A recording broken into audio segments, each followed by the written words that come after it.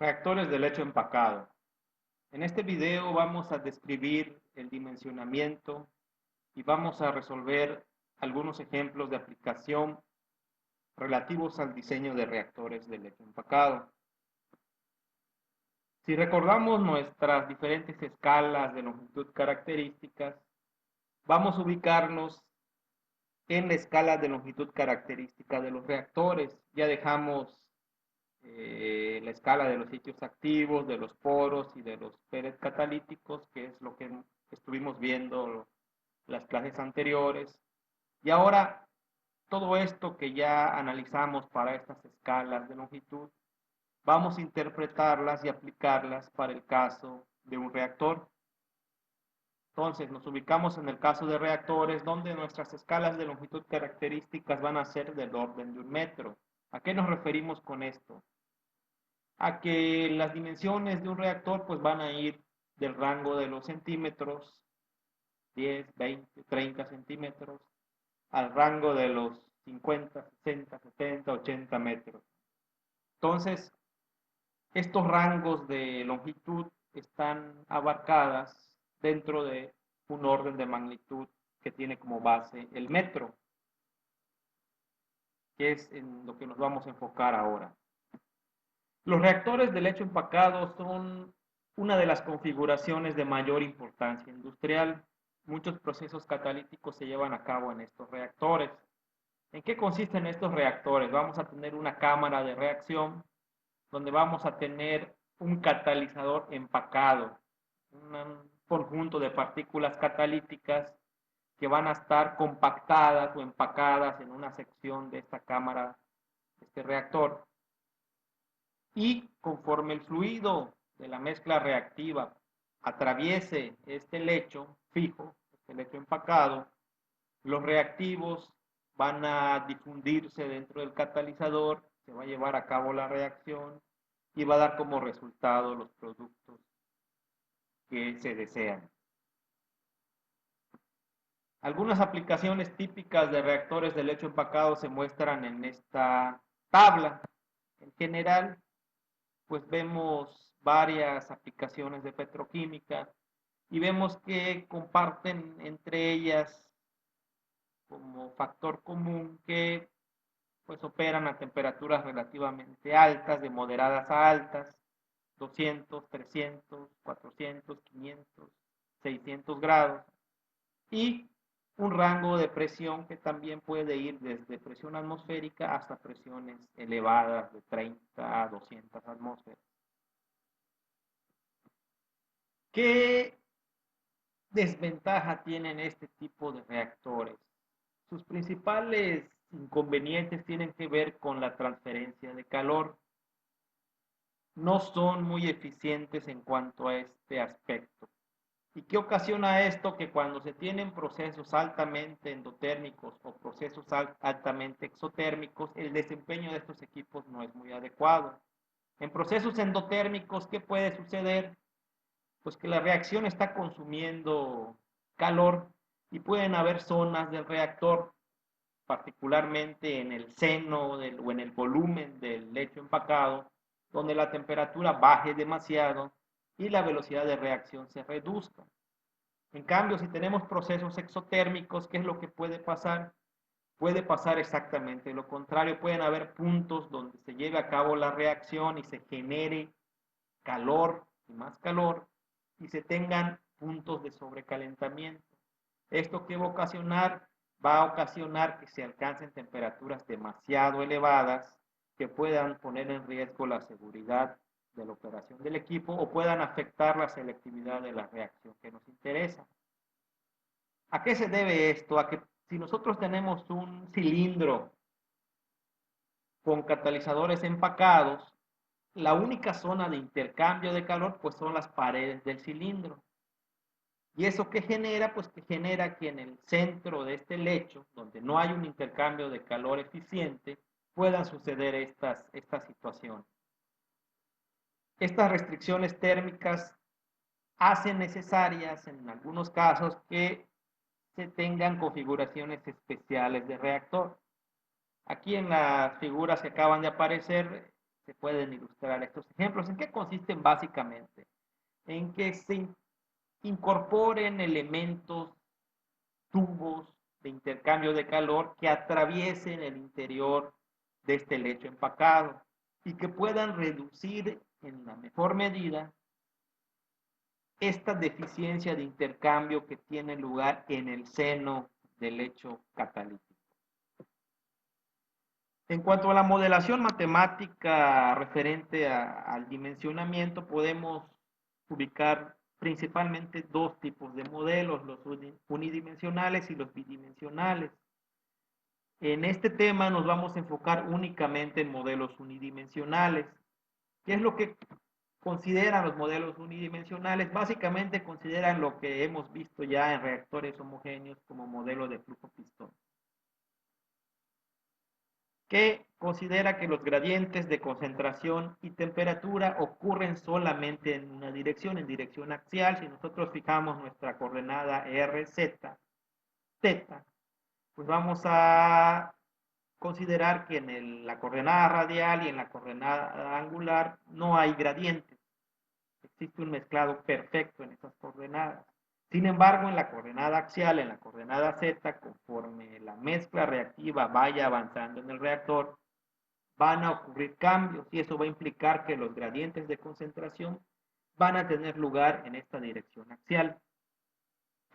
¿Qué otra cosa consideran este modelo unidimensional? Desprecia la difusión axial y los perfiles radiales de concentración y también ignora algunos aspectos físicos y geométricos necesarios en los reactores de lecho empacado, que es pues que tiene que haber un espacio vacío previo y posterior al lecho, que pues son necesarios para que el fluido que esté entrando se disperse o se esparza a lo largo del área transversal del reactor y pueda atravesar de una forma pareja el lecho empacado.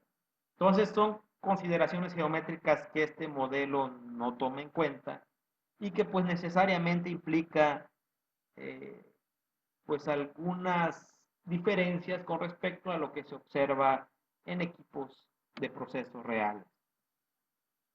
Las ecuaciones de diseño van a ser matemáticamente equivalentes a las que ya usamos en reactores homogéneos para reactores de flujo pistón, pero en este caso vamos a cambiar nuestra base de diseño. Ya no vamos a usar como base de diseño de catalizador el volumen de reactor, sino el peso o área del catalizador. Ya una vez que tengamos el peso o el área del catalizador, ya con densidades de partícula, densidad del lecho, porosidad del lecho, ya podemos calcular qué volumen de lecho necesitamos para llevar a cabo la conversión que estemos analizando. Las diferencias fundamentales, como ya mencionamos, pues van a tener que ver con la referencia, ¿no? Ya no vamos a trabajar con volúmenes, sino vamos a trabajar más con pesos como referencia o áreas. El modelo o la ecuación de diseño para una sola reacción en estado estacionario la planteamos como hemos hecho en los modelos homogéneos, nuestro balance general, la acumulación igual entrada menos salida, más o menos generación o consumo. Entonces vamos a tener un flujo molar de un componente I que entra menos el flujo que sale, más el avance gradual de la reacción a lo largo del peso del catalizador, que en este caso el peso del catalizador, como ya dijimos, vamos a considerar su variación en cuanto a gradientes axiales. Una vez que expresamos este balance de forma diferencial, obtenemos la ecuación que acaba de aparecer, que si lo ordenamos, nos da la ecuación de diseño de un reactor de lecho empacado unidimensional, que es el cambio en el flujo molar de I con respecto al peso de catalizador, va a ser igual a la velocidad de reacción. En este caso vamos a estarnos refiriendo a una velocidad de reacción observada, es decir, la velocidad que estamos viendo desde fuera de las partículas catalíticas. Y este modelo, esta ecuación de diseño va a estar sujeta a una condición que es que el flujo molar, cuando el peso de catalizador es igual a 0, o sea, justo a la entrada, va a ser igual al flujo inicial que hayamos especificado. Lo mismo podemos obtener si planteamos un balance diferencial, exactamente el mismo modelo. Esto pues, queda a ustedes para que lo obtengan en su casa. Si nosotros esta ecuación de diseño la despejamos para el peso del catalizador, obtenemos una ecuación de diseño prácticamente igual a la que ya hemos manejado para reactores de flujo pistón, que es una integral desde un flujo inicial hasta un flujo final de la diferencial de flujo sobre la velocidad catalítica de reacción. También lo podemos expresar en términos de concentración y flujo volumétrico, que es como se expresa en esta ecuación que vemos aquí al final. Esta ecuación también la podemos representar de otras formas a las cuales ya estamos acostumbrados, que es cambiar la concentración por conversión, extender el análisis a sistemas de flujo gaseoso, que son fluidos incompresibles, donde ya tenemos que considerar el efecto del cambio del flujo volumétrico. Esto ya damos por hecho que, como lo hemos visto en el curso anterior, y realmente es exactamente la misma conceptualización, pues no vamos a profundizar en estos detalles. ¿Qué pasa cuando tenemos un sistema en el cual hay intercambio de calor? Pues tenemos que agregar también un balance de calor. Nuestra ecuación de balance general pues va a ser la misma, acumulación, entradas menos salidas, más menos generación o consumo, en este caso de calor. Y vamos a considerar la operación en estado estacionario. ¿Por qué? No porque no exista operación en el estado transitorio, de hecho estos equipos tienen un proceso de arranque transitorio, pero su operación de interés es cuando operan en estado estacionario, porque el hecho de ser continuo precisamente tiene esa ventaja, que una vez que alcanzan este estado estacionario, en principio pueden operar de forma permanente en estado estacionario por tiempo indefinido. Entonces vamos a obviar o vamos a dejar de lado las implicaciones del transitorio y nos vamos a centrar en la operación en estado estacionario. Vamos a tener una carga de calor que entra menos una carga que sale con respecto a temperaturas de referencia, estas entalpías. Vamos a tener un intercambio de calor a través de las paredes, que en este caso lo vamos a expresar en términos de un coeficiente global de transferencia de calor por una diferencia de temperaturas entre el fluido que hay en el encapsulado de la chaqueta y el fluido reactivo. Y esta va a ir variando conforme el área se va incrementando, el área de intercambio. Entonces vamos a tener también este término de intercambio que nos va a generar, que nos va a ocasionar que el calor salga del sistema o entre al sistema desde fuera. Y por otra parte, este último término nos va a indicar el calor que se genera o se consume dentro del sistema por efectos térmicos de la reacción, que va a depender de si sea exotérmica o endotérmica. Y también va a ser gradual conforme vamos avanzando a través del peso del catalizador. ¿Por qué? Porque en cada posición del reactor vamos a tener diferentes concentraciones y eso va a implicar una diferente generación o consumo de calor debido a la reacción. Simplificamos esta ecuación, eliminamos las temperaturas de referencia, nos queda este sistema, este término que lo único que mapea pues es el cambio desde la salida con respecto a la entrada del fluido de la mezcla reactiva. El término de intercambio de calor y el término de reacción, de generación o consumo por reacción. Expresamos esta ecuación en una forma diferencial y nos van a aparecer diferenciales de temperatura, la diferencial de área que tenemos en el término de intercambio con el exterior y la diferencial de peso que tenemos en el término de generación por efectos termoquímicos de la reacción. tenemos tres diferenciales. Tenemos que, para poder expresar esto como una diferencial, como una ecuación diferencial ordinaria sencilla, pues tenemos que desaparecer una de estas diferenciales. La manera más evidente de hacerlo, pues es relacionar, es expresar una relación entre el área y el volumen del reactor, dando por hecho que el reactor es cilíndrico. Expresamos el área de un reactor cilíndrico entre su volumen. Obtenemos este término, despejamos el área, expresamos este volumen de reactor en términos de peso de catalizador. ¿Cómo lo expresamos? Pues el volumen de reactor va a ser igual al peso de catalizador entre la densidad del lecho. Luego diferenciamos y ya tenemos la diferencial de área en términos de diferencial de peso. Esto lo introducimos en nuestro balance de energía y obtenemos esta ecuación que vemos acá. Verifiquen con detalle estos pasos. Ya aquí podemos expresar este balance en términos de una diferencial de temperatura con respecto al peso. Es decir, el cambio de temperatura con respecto al cambio de peso del catalizador. Y vamos a tener esta ecuación. Esta ecuación debe estar o va a estar acoplada a la ecuación de diseño de balance de masa de especies químicas.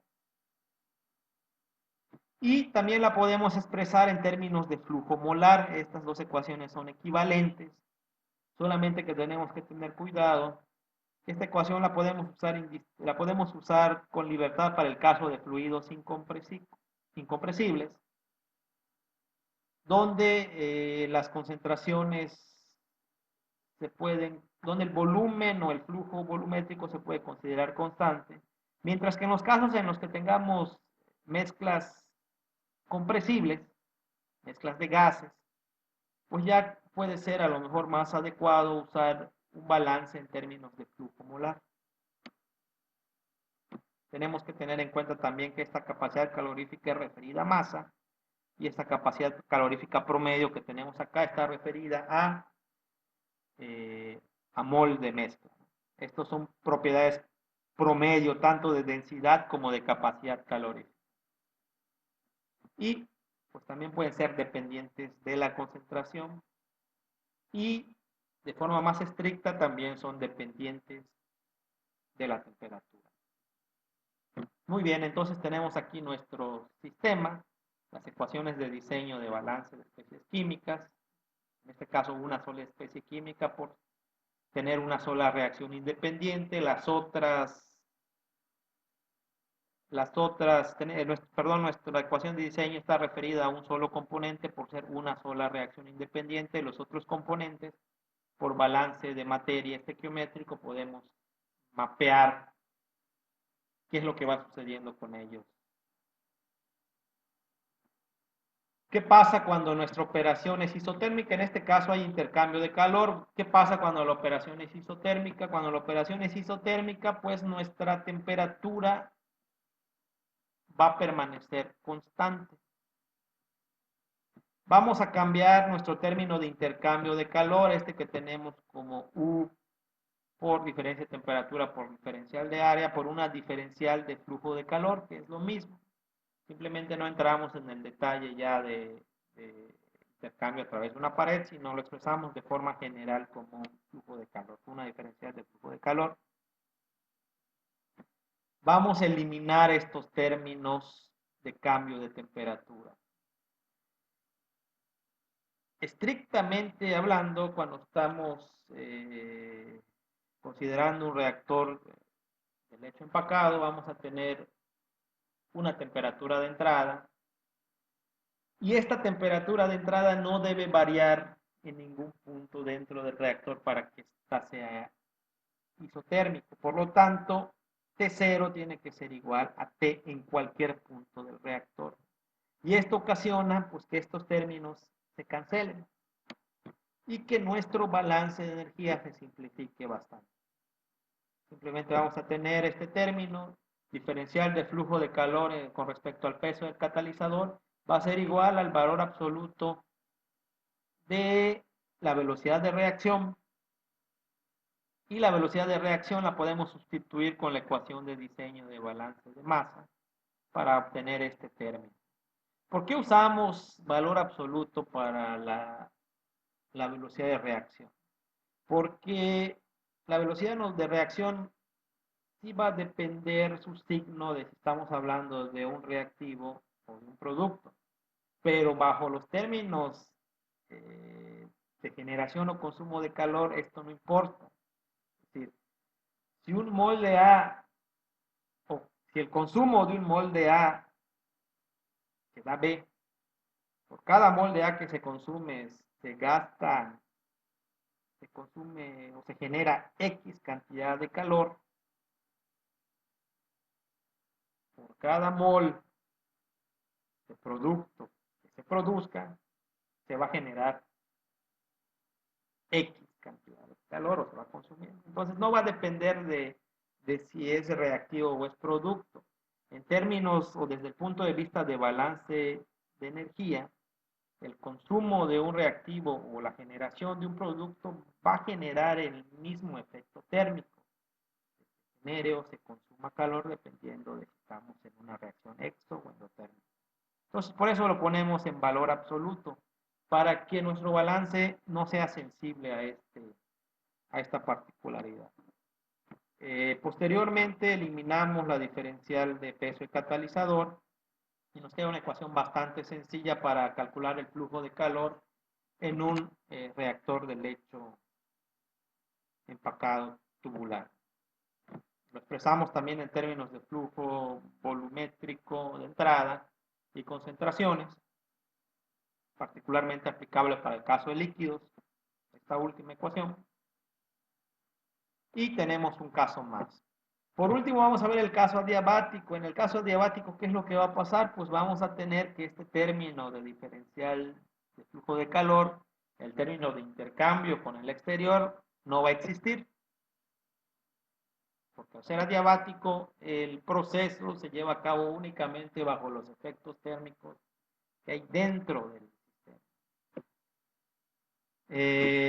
Pues esto, ¿qué es lo que va a suceder? Pues va a ocasionar que al cancelarse este término, nuestro balance también va a quedar de un modo relativamente sencillo.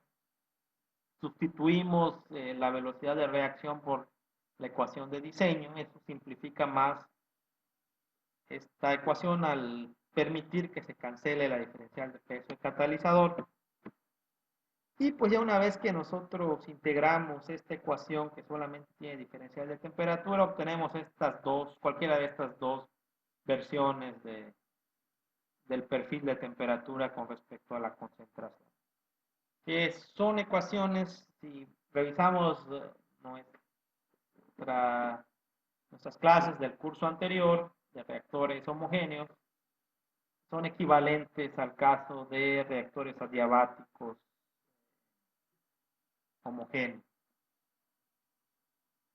También lo podemos expresar en términos de flujo molar, en términos de conversión, es indistinto el uso de estos, solamente hay que tener cuidado en el caso de que estemos trabajando con sistemas compresibles.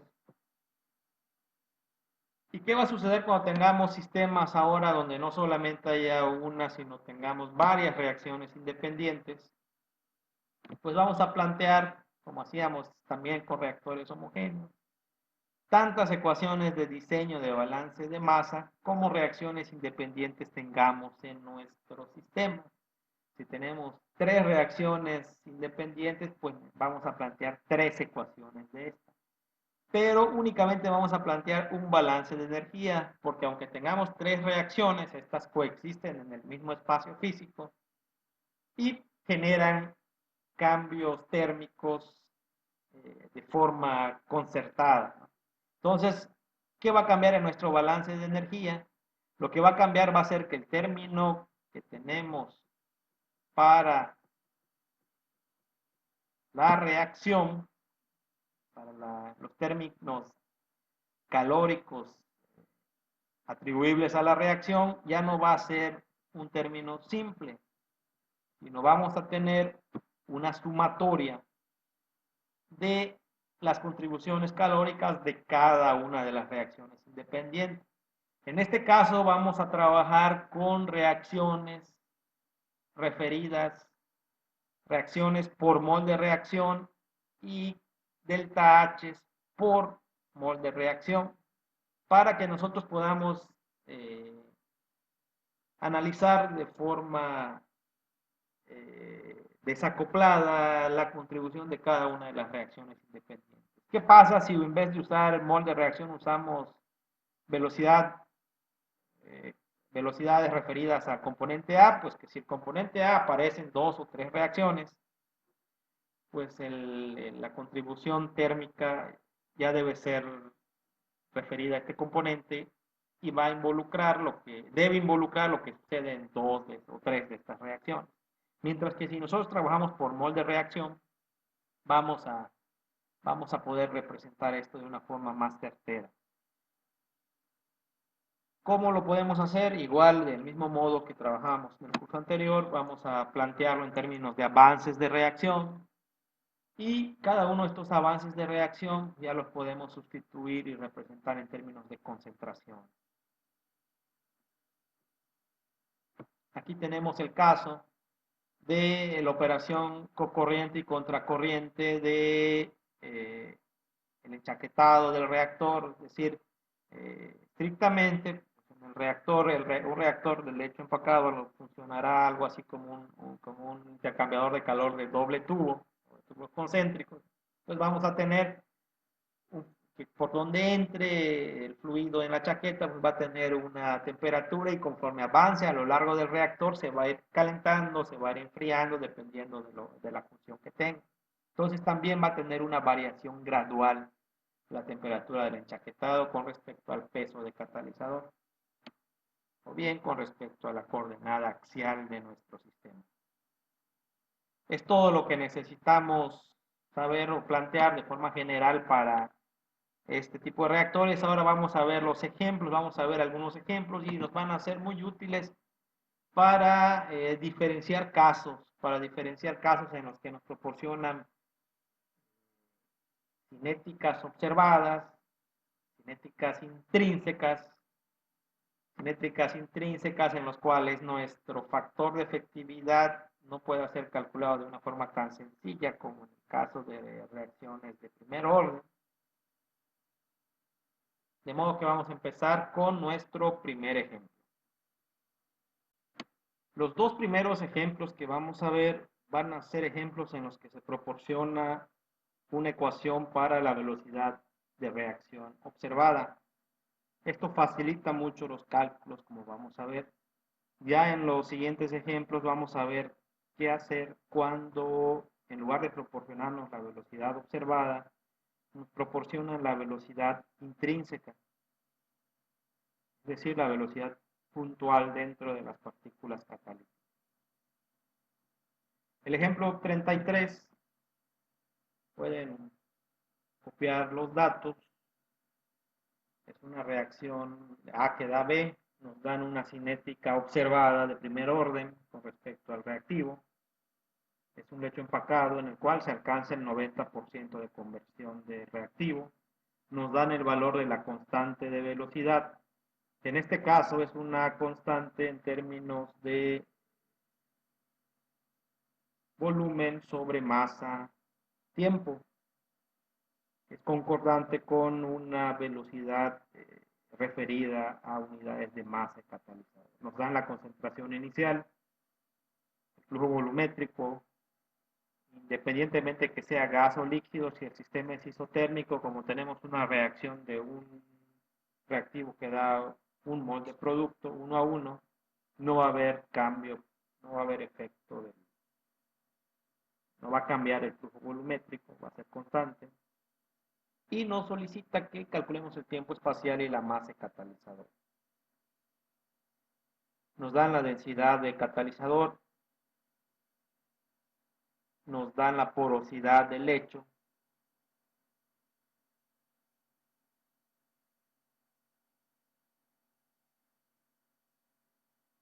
y prácticamente nos indican que no hay ningún efecto de transferencia de masa. La solución la presentamos aquí. En primer lugar, tenemos los datos,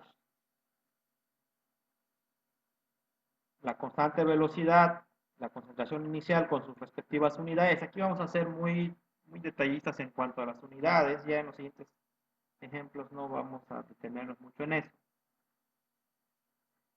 El flujo volumétrico, la densidad de partícula, sus respectivas unidades y la porosidad del lecho, que es adimensional, es volumen sobre volumen. Es el volumen de los intersticios, es decir, de los espacios que hay entre las partículas, entre el volumen total del lecho.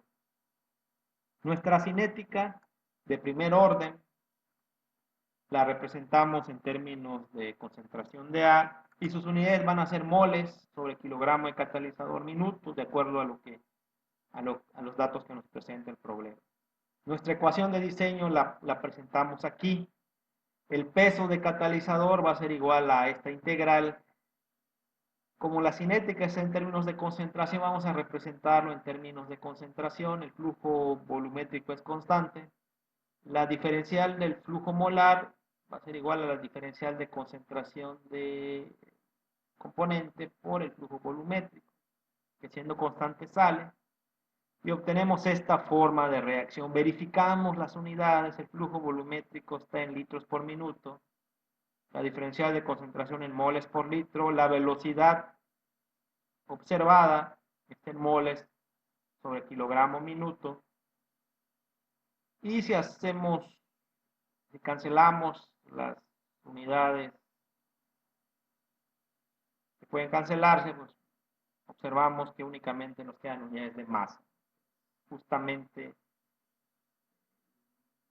las unidades que requerimos para peso de catalizador. Entonces es correcto, usamos esta ecuación, sustituimos simplemente los datos que ya tenemos.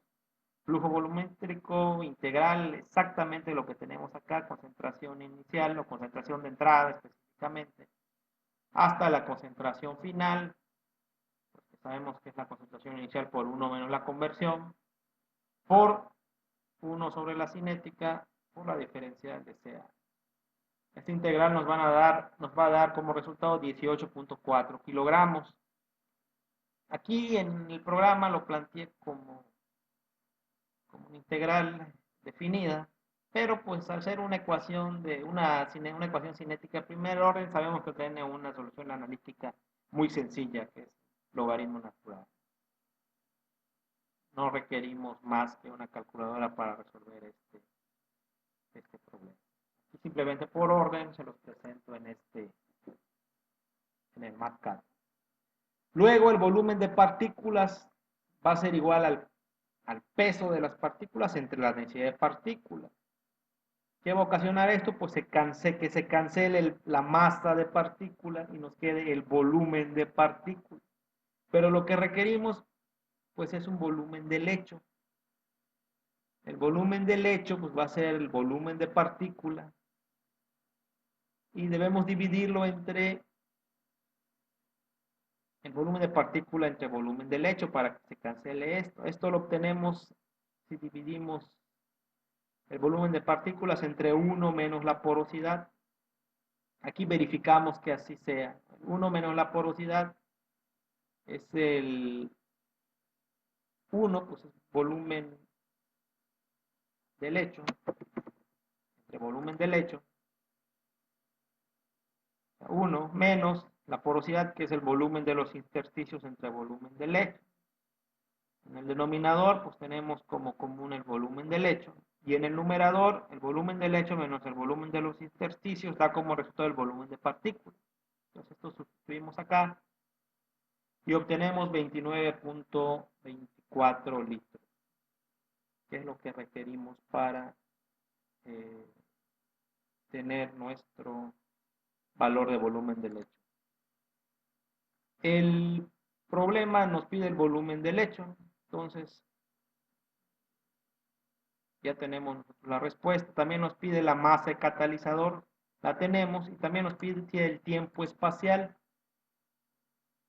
El tiempo espacial, ¿cómo lo podemos calcular? Lo calculamos como el volumen del lecho por la porosidad del lecho dividido todo entre el flujo volumétrico.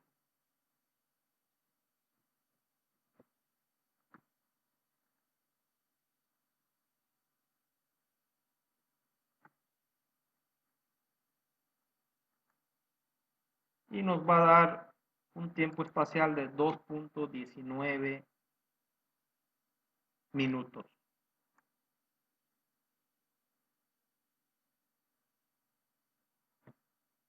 El ejemplo 34 se presenta en esta lámina y nos describe un caso de hidrogenación de benceno sobre un catalizador de níquel para el cual nos proporciona una cinética observada que ya está expresada con la constante de velocidad en la forma de una ecuación de Arrhenius, es decir, dependiente de la temperatura y de la presión parcial del hidrógeno y de la concentración de benceno. Nos dan los valores de la energía de activación y el factor proexponencial. La reacción se lleva en un lecho empacado que es adiabático. Aquí ya nos delimita bien el comportamiento térmico que hay que considerar con un exceso de hidrógeno, de modo que la presión parcial del hidrógeno puede considerarse constante. Este término va a ser constante P subíndice H2 y se puede integrar al factor exponencial como una sola constante. La temperatura de entrada nos la proporciona, la concentración inicial de benceno, la densidad del lecho y los datos de tiempo espacial. Además nos dan la capacidad calorífica media, la densidad molar media y el calor por mol de reacción que se genera durante la conversión del benceno. Nos solicita que determinemos la conversión y la temperatura a la salida del reactor. Aquí tenemos la solución, los datos. Estas líneas son únicamente la definición de los datos que tenemos. La constante de los gases, términos consistentes con las unidades que estamos trabajando, que son unidades de caloría, mol, para la ecuación de Arrhenius.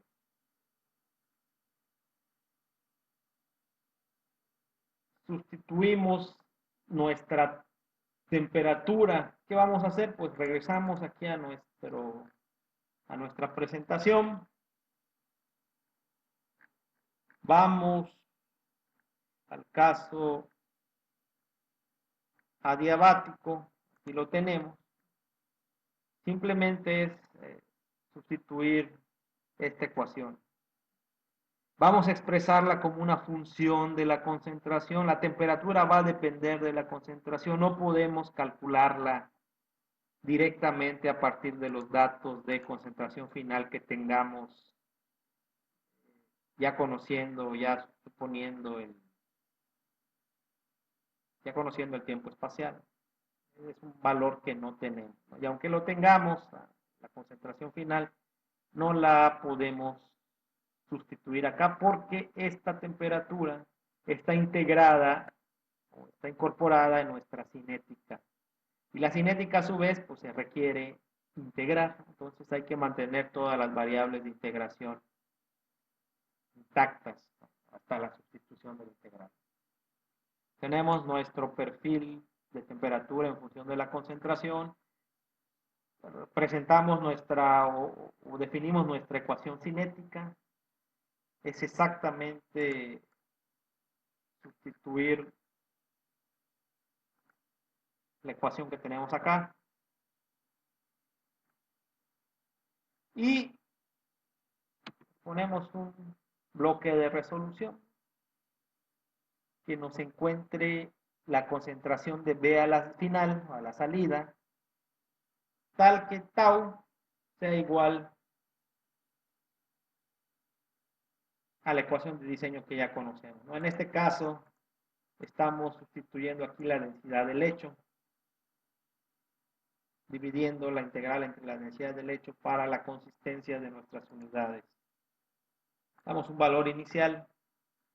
Ojo que tenemos la concentración inicial de B en 1 por 10 a la menos 4, entonces si se consume debe ser un valor menor, vamos a dar un valor menor, la mitad como valor inicial. Conocemos el valor de tau, ya nos lo da el problema. Conocemos la densidad del hecho, conocemos la concentración inicial, conocemos la cinética en función de concentración de B, incluyendo el término de temperatura que está en función de la concentración de B. Y lo único que no conocemos acá es la concentración, es el límite superior de esta integral definida. Hacemos el cálculo, le pedimos la solución, y la solución son 7 por 10 a la menos 5. Sacamos la conversión claramente la concentración inicial menos la final, que es la que acabamos de calcular sobre la inicial, 29.8. Y la temperatura, pues ya tenemos definida la temperatura como una función de CB, simplemente ponemos la temperatura y el valor que queramos que sustituya para la concentración de B, que en este caso pues es la concentración de B final, y nos dan los 474.2 Kelvin. Es un problema sencillo. Hasta ahorita seguimos trabajando con velocidades observadas. Terminamos con este ejemplo. El ejemplo 35 nos especifica una reacción de estequiometría simple, A que da B, en un reactor de lecho empacado.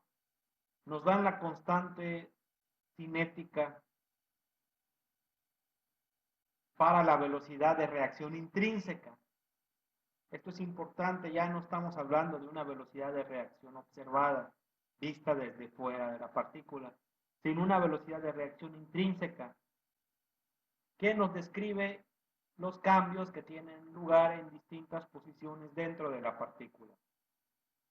Nos dan datos de flujo molar de reactivo, de inerte, presión total, temperatura de operación isotérmica, conversión deseada,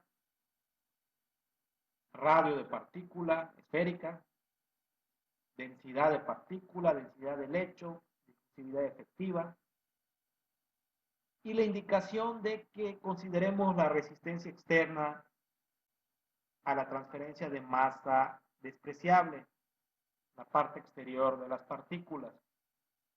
Nos pide que calculemos la masa de catalizador requerido y el volumen del lecho.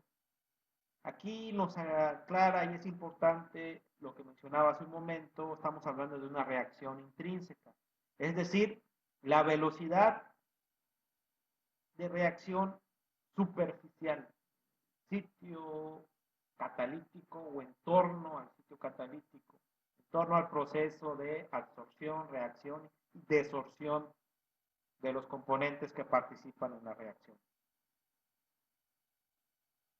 ¿Qué tenemos que tener en cuenta?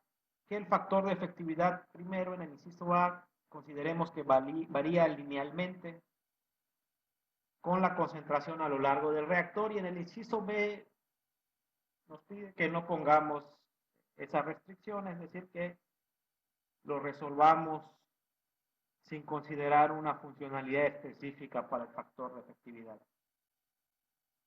Ahora bien, aquí tenemos que dejar en claro algo importante para los reactores de lecho empacado que operan con cinéticas no lineales. Vamos a irnos arriba en la presentación. Vámonos acá. Aquí vamos a ver esta lámina y vamos a explicar qué es lo que sucede dentro del reactor con respecto a las partículas de catalizador. Vemos esta imagen, vamos a suponer que entra un fluido reactivo, entra con una concentración de entrada, una concentración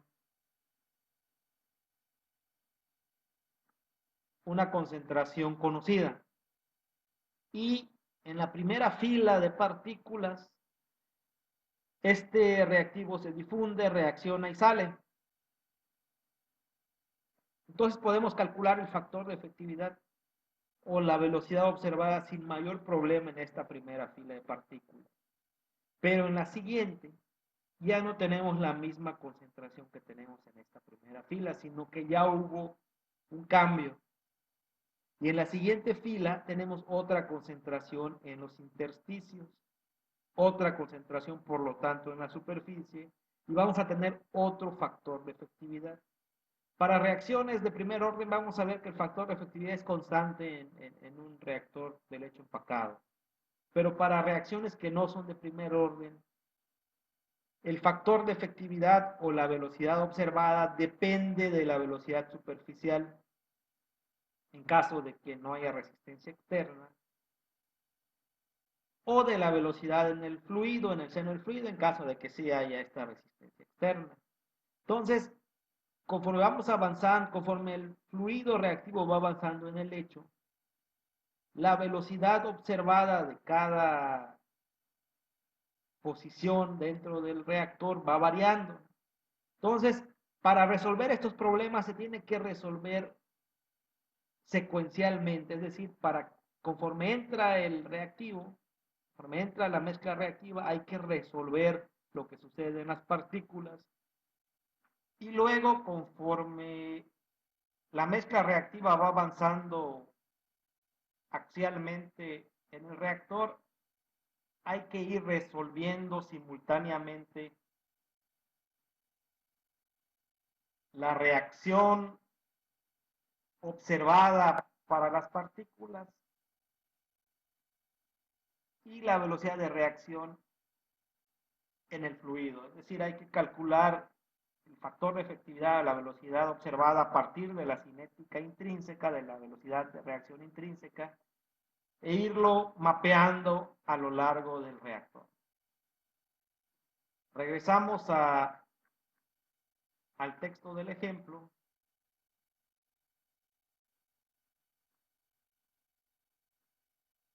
Aquí lo tenemos.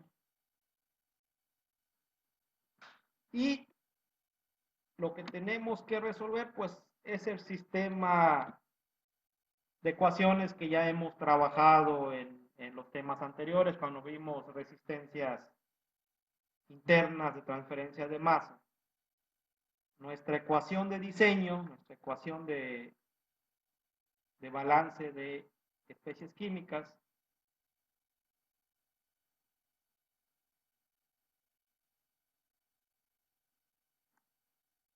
descompuesta en dos.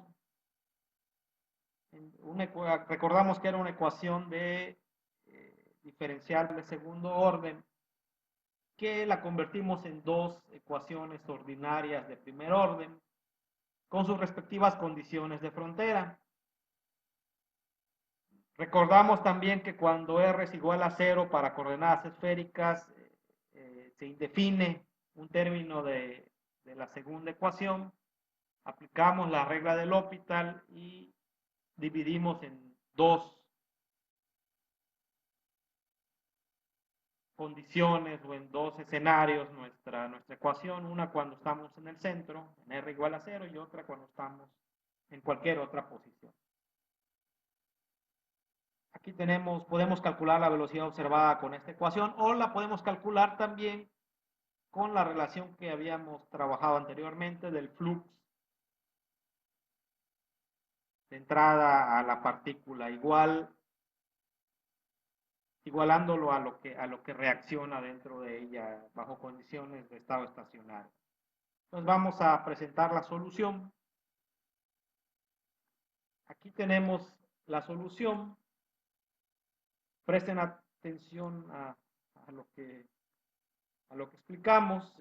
Primeramente, pues los datos, tal cual tenemos en el problema. La velocidad en este caso es una velocidad ya en términos homogéneos, en términos de volumen. Por lo tanto, el dato que nos dan de constante velocidad es la constante intrínseca de reacción observada referida a masa por la densidad de partículas. Los flujos de entrada, la conversión, radio de partículas, densidades, difusividad, temperatura, presión, flujo molar de entrada, perdón. Flujo total, fracciones molares, fracción molar de alimentación de reactivo, concentración de entrada del reactivo, usando la ley de gas ideal, y concentración de salida en base a la conversión que nos está especificando el problema. El flujo volumétrico igualmente lo calculamos a partir del flujo molar y la ley de gas ideal. ¿Qué es lo que haríamos para este caso? Bueno, tenemos nuestro sistema de ecuaciones diferenciales ordinarias, como ya lo hemos usado en otros problemas. Este es nuestro sistema, nuestras dos ecuaciones para radio mayor a cero, y cuando el radio es igual a cero, estas dos, exactamente estas que tenemos acá, prácticamente capturar estas ecuaciones, es exactamente eso. Y recordamos que necesitamos hacer un método de disparo. ¿Por qué? Porque tenemos condiciones en las dos fronteras. Tenemos una condición en el radio igual a cero y otra condición en la superficie de la partícula, en el radio igual a radio de partícula. Hacemos nuestro método de disparo tal cual lo hacíamos en el tema de transferencia de masa intrapartícula. Calculamos o especificamos que se calcule la condición en la primera frontera que corresponde a la que se especifica para la segunda frontera. Y una vez que tenemos ese valor, pues ya resolvemos nuestro sistema de ecuaciones. Para el rango de 0 a radio de partícula, le ponemos una cantidad suficiente de puntos intermedios. Y a partir de eso calculamos nuestra velocidad observada. Aquí tenemos el cálculo de la velocidad observada. Recordamos que en nuestra solución, la primera columna, la columna número 1,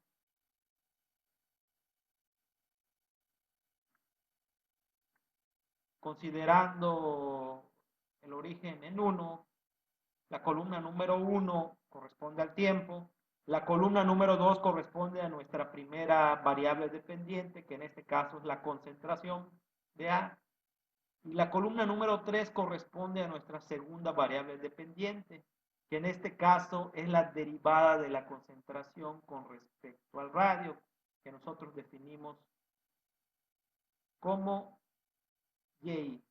Es esta ecuación, ¿no? Y esta es nuestra variable dependiente.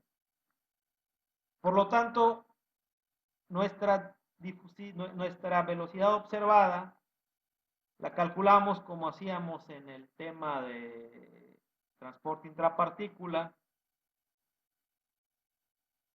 como esa variable dependiente, esa Y en la superficie, multiplicado por 3 veces la difusividad efectiva sobre el radio de partícula por densidad de partícula. Recordamos que esta relación se obtiene de igualar o de asumir que todo reactivo que entra a la partícula reacciona. Entonces eso nos permite igualar la velocidad observada con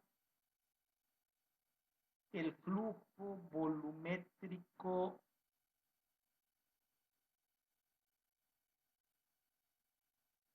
de moles o los moles por unidad de volumen, por unidad de tiempo que ingresan a través de la superficie de la partícula.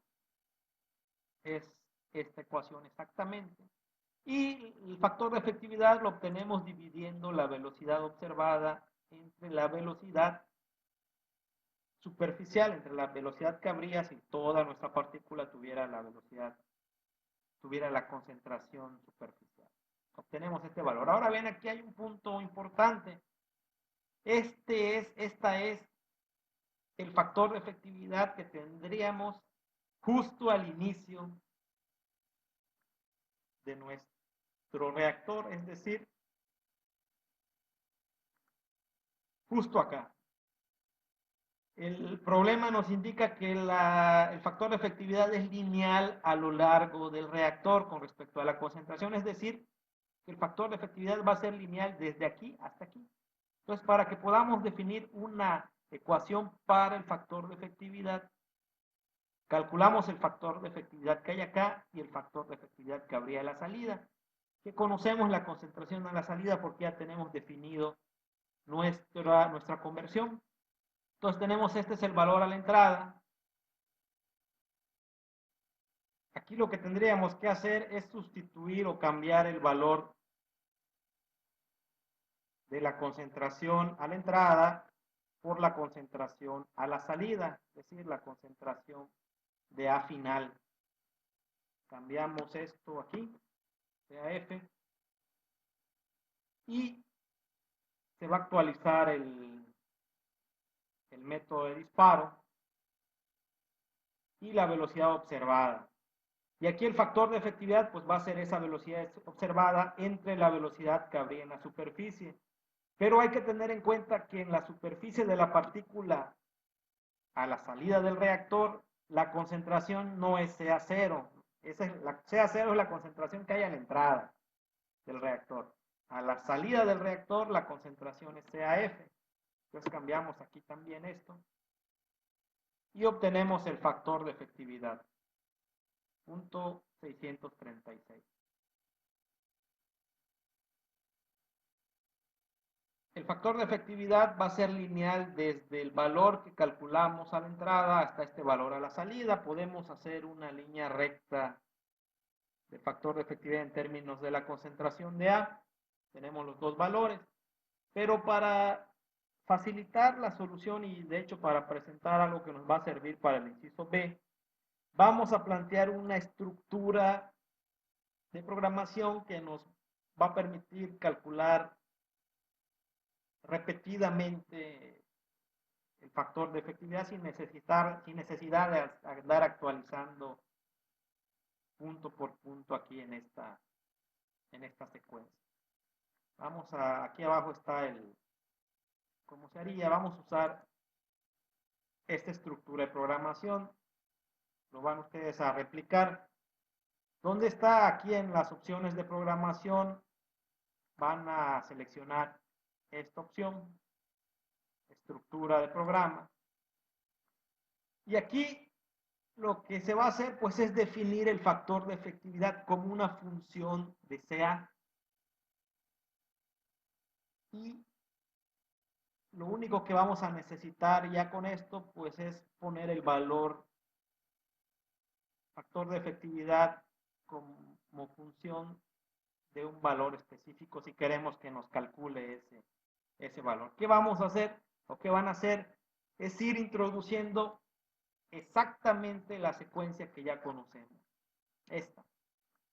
Primero van a tomar esto y lo van a introducir aquí. Es exactamente esto que tenemos aquí. Lo que hay que cambiar es que en vez de poner dos puntos igual, o sea, una definición de igualdad, vamos a cambiar eso por esta opción que es una asignación local. Dos puntos igual se cambia por esta flechita invertida. Una vez que sustituimos nuestro sistema de ecuaciones ordinarias, damos Shift Enter, se va a agregar otra línea y vamos a ir agregando cada uno de los pasos que fuimos realizando para ejecutar el método de disparo, ejecutar la solución, calcular la velocidad observada y calcular el factor de efectividad. Es exactamente sustituir esas definiciones, esos términos, pero cambiando la definición de igualdad por esta asignación local para cada caso. Y aquí en lugar de poner CA0 o CAF, vamos a poner CA. Dependiendo de lo que nosotros pongamos acá, pues ya le va a asignar aquí el valor que corresponde. En lugar de C1 menos CAE0 o CAF, se queda expresado como CA general. Del mismo modo aquí, la velocidad observada aquí en el denominador, la velocidad en la superficie, lo vamos a expresar como CA. Y ya lo único que vamos a necesitar hacer luego para recuperar los valores que ya calculamos arriba, pues es poner aquí el factor de efectividad evaluado al inicio o evaluado al final. Y vamos a obtener los valores que teníamos arriba, el 39.8 y el 63.6 de efectividad. Con eso podemos calcular la pendiente de la recta o de la relación lineal entre el factor de efectividad y la concentración, que es el factor de efectividad al final, menos la del inicio, entre la concentración al final, a la salida, menos la concentración a la entrada. Acá tenemos la pendiente, y ya luego por geometría analítica simple, planteamos la ecuación para la recta del factor de efectividad en función de CA, va a ser el factor de efectividad al inicio más la pendiente por esta diferencia de concentración. Para calcular el volumen de partículas que se requieren para ejecutar toda esta conversión, sustituimos esta función de forma que multiplique a nuestra velocidad intrínseca. Recordamos que la velocidad intrínseca multiplicada por el factor de efectividad nos da la velocidad observada. Entonces, multiplicamos por el factor de efectividad, pero el factor de efectividad no es constante. Depende de la concentración de A, pero ya tenemos la funcionalidad, por lo tanto ya podemos ejecutar la integral definida desde la concentración de entrada hasta la concentración de salida. Y lo que va haciendo esta integral es ir mapeando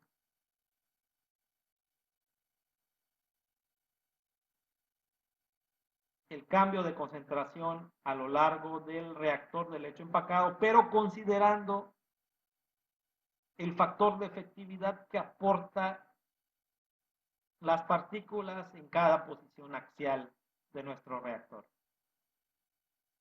Obtenemos el volumen de partículas en las unidades consistentes que nos da el problema, centímetros cúbicos. Este volumen va a ser de partículas porque la cinética es una cinética intrínseca, está referida a un volumen de partículas. Y este volumen de partícula lo convertimos en volumen del lecho multiplicado por la densidad de partícula entre la densidad del lecho. Si nos fijamos, esto es la masa de partículas en el numerador. La densidad del lecho también tiene masa de partículas en el numerador. Se cancelan. Y esta densidad de partícula tiene como denominador el volumen de partículas. Se cancela esta, mientras que la del lecho pues, tiene como densidad de volumen, como denominador el volumen del lecho. Lo cual deja ya directamente el valor del volumen del lecho. Y la masa de partícula la obtenemos multiplicando el volumen de partículas por la densidad de partículas. Nos da el valor de densidad de partículas en gramos. Entonces, tome nota de esta estructura que nos va a servir para el inciso B a continuación.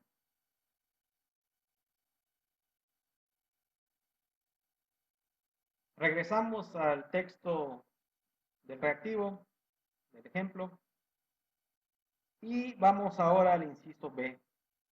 En el inciso B nos dice que no supongamos lo indicado en el inciso A, es decir, que el factor de efectividad es lineal. De hecho, esta restricción del inciso A no tiene una justificación rigurosa, simplemente nos indica que consideremos que es lineal. En el inciso B deja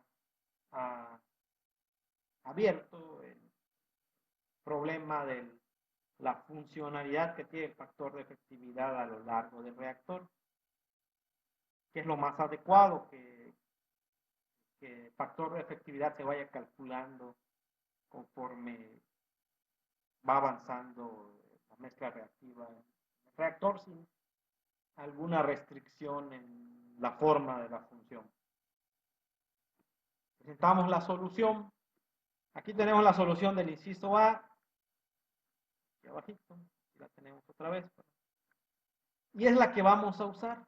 Es exactamente la misma, solo que la diferencia ahora, aquí está la solución que acabamos de plantear para el inciso A, es esta que está remarcada. Con lo que teníamos aquí, calculábamos los factores de efectividades en los dos extremos del reactor. Aquí no vamos a hacer esto, o no van a hacer esto. Simplemente este factor o esta estructura de programación la vamos a introducir dentro de otra estructura de programación. El factor de efectividad va a estar dentro de una estructura que va a ser el volumen de partículas. Aquí tenemos el volumen de partículas, es esta integral en el inciso anterior. Aquí tenemos la función de CA. La función de CA, la función del factor de efectividad en términos de CA, aquí la definimos con una función lineal, luego la sustituimos aquí. Aquí no lo vamos a hacer. Aquí el volumen de partículas no tiene, perdón, el factor de efectividad no tiene una función definida, una función analítica definida. Al introducirlo dentro de esta estructura mayor, lo que vamos a hacer es ahora introducir esta integral que tenemos acá en el mismo nivel de la estructura que nos sirve para calcular el factor de efectividad. De modo que aquí va a aparecer el factor de efectividad como una función. Y aquí ya tenemos, en nuestra integral ya tenemos expresados los límites de integración. ¿Qué es lo que va a hacer esta estructura de programación? Pues va a tomar el valor inferior de nuestra integral definida y va a calcular el factor de efectividad correspondiente a este y lo va a introducir o lo va a sustituir en un esquema numérico dentro de esta integral, y conforme vaya mapeando o vaya integrando desde CA a la entrada hasta CA a la salida, va a tomar los distintos valores de CA a lo largo del reactor y va a ir calculando los factores de efectividad que corresponden a cada punto en el reactor, introduciéndolos como un factor numérico dentro de esta integral. Entonces aquí ya la función, no necesitamos una función, es más preciso porque ya está haciendo el cálculo numérico dentro y lo está incorporando a esta integral. Entonces ya aquí el volumen de partículas en las estructuras de programación, lo que tengamos la definición que le tengamos dado, el nombre que le tengamos dado, va a corresponder a la última fila de la estructura, ¿no? En este caso, nuestro volumen de partículas en esta integral. Ya tenemos el volumen de partículas. Es este valor. Y del mismo modo que en el inciso anterior, calculamos el volumen del lecho y la masa de partículas. Ya tenemos la solución del inciso B. Entonces hay que tener en claro esto. Partimos de la solución del perfil de concentración dentro de una partícula hasta llegar a la velocidad observada y el factor de efectividad.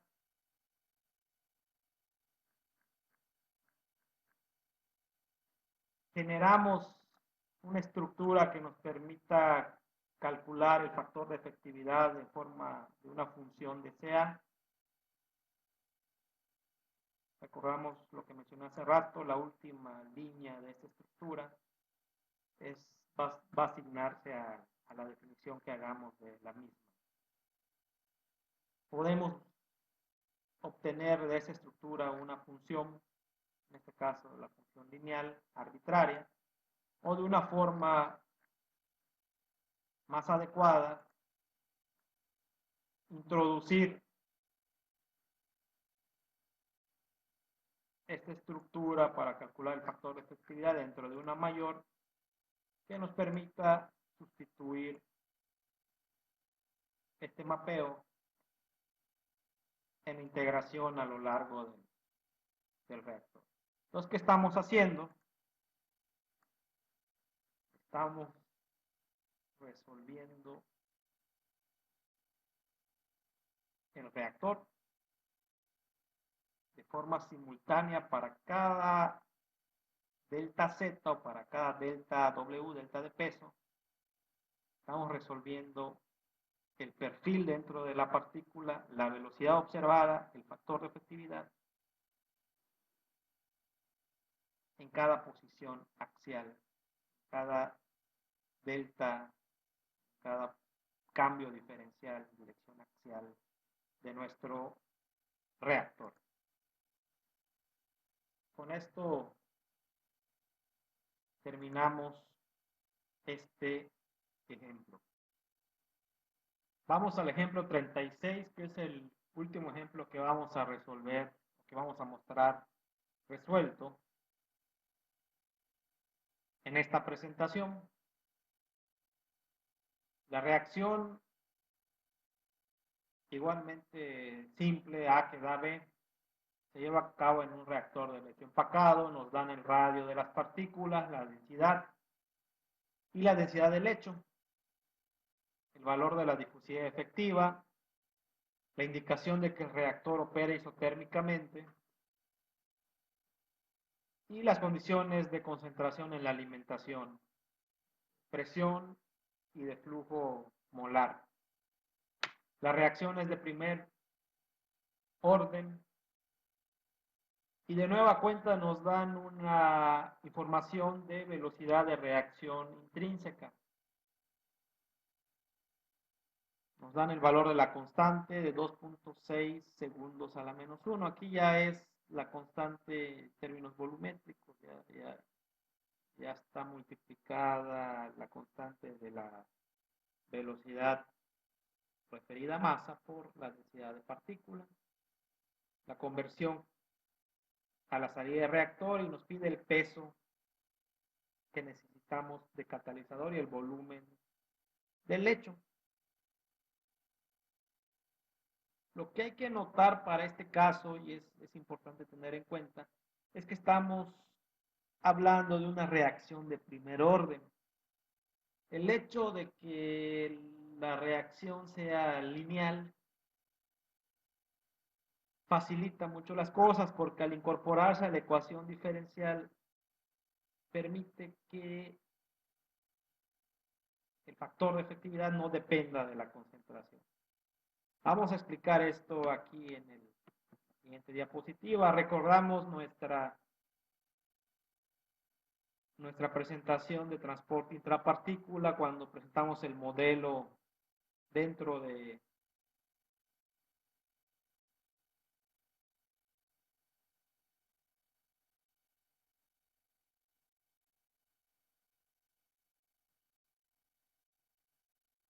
cuando presentamos el modelo de balance de masa dentro de la partícula, condiciones de frontera. su adimensionalización. Si nosotros en lugar de sustituir en la cinética una reacción de primer orden, sustituimos una cinética de orden n, cuando adimensionalizamos, aparece factorizada la concentración en la superficie, y aquí aparece factorizada la concentración en la superficie elevado a la n, con nuestra concentración superficial elevada a la n como variable también. Si cancelamos este término de concentración en la superficie, aquí nos queda una concentración superficial elevado a la n-1. Y todo esto lo agrupamos en un módulo de Thiele general para una reacción de orden n. Entonces vemos que el módulo de Thiele depende de la concentración en la superficie, excepto cuando n es igual a 1, es decir, cuando la reacción es de primer orden. ¿Por qué? Porque nos queda la concentración elevado a la 0, cuando es igual a 1, se cancela este término, y tenemos un módulo de Thiele independiente de la concentración. Entonces, para primer orden, nuestro factor de efectividad es una función sencilla. Pero si tenemos una ecuación que no es de orden 1, este módulo de Thiele depende de la concentración en la superficie. ¿Qué es lo que vimos en los casos anteriores? Pues el factor de efectividad no depende de la concentración, entonces podemos calcular un valor fijo para el factor de efectividad. Vamos a ver la solución. Aquí la tenemos, de nueva cuenta los datos, no pongo unidades, simplemente tenemos en cuenta que son unidades consistentes con centímetro como longitud, centímetro cuadrado, centímetro cúbico. Calculamos el módulo de Thiele, independiente de la concentración, un valor fijo. Con esto calculamos nuestro factor de efectividad, calculamos la concentración a la entrada, en otros ejemplos tengo indicado como CA0. Quizá lo más adecuado es poner CAE, porque CA0 generalmente se usa el subíndice 0 para condiciones iniciales. En este caso es una condición asignada a una frontera, punto espacial, una posición espacial. Calculamos la concentración a la entrada, planteamos la cinética, aquí la tenemos, las unidades. El flujo volumétrico del mismo modo lo calculamos a partir del flujo molar, la ley de gases ideales, y planteamos la integral. De una forma parecida a los ejemplos anteriores, aquí vamos a poner el factor de efectividad, pero ya no es una función o ya no es un término variable, sino es un término fijo. Acá tenemos el valor .429. ¿Por qué es fijo? Porque la reacción es de primer orden. Para reacciones de primer orden no afecta o no es necesario conocer la concentración en la superficie para saber el factor de efectividad de la partícula. Una vez obtenido el volumen de partículas, obtenemos el volumen del lecho, multiplicando el volumen de partículas por la relación de densidades de partícula y de lecho. Tenemos en centímetros cúbicos el valor y finalmente el peso de catalizador lo obtenemos multiplicando el volumen del lecho por la densidad del lecho. Con esto terminamos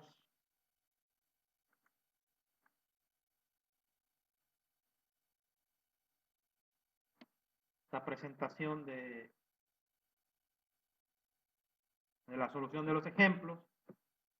Hay un par de